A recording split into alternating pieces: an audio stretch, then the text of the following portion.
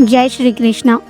आज हम आपको श्री कृष्ण की एक अनोखी और अनसुनी कहानी सुनाने जा रहे हैं। ये कहानी है श्री कृष्ण और विदुरानी की खिचड़ी की। महाभारत के युद्ध की तैयारी अपने चरम पर थी।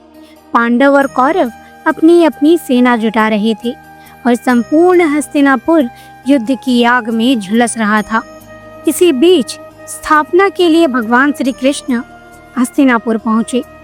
उनके आने का समाचार राजमहल में फैल गया। धृतराष्ट्र और दुर्योधन ने तुरंत तैयारी शुरू कर दी। सबसे भव्य कमरे में सोने चांदी के थाल रखे गए, महंगे पकवान तैयार किए गए और संगीतकारों को बजाने के लिए बुलाया गया। सारा महल उस उत्सव के लिए सजाया गया।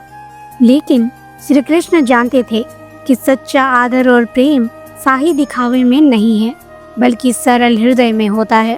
इसलिए वो राजमहल की ओर नहीं गए, बल्कि सीधे विदुर जी के घर की ओर चल पड़े।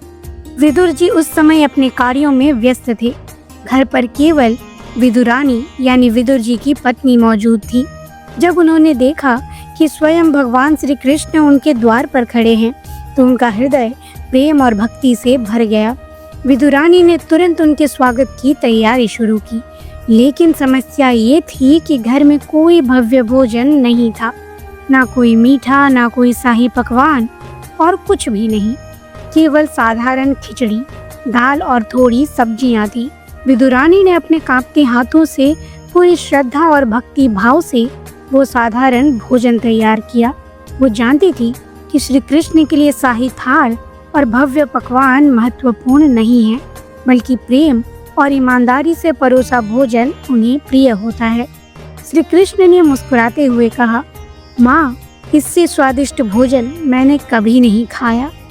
विदुरानी की आंखों में आंसू थे, लेकिन उनके चेहरे पर अपार आनंद और गर्व झलक रहा था। श्री कृष्ण ने इस साधारण खिचड़ी को बड़े प्रेम और भक्ति भाव से खाया।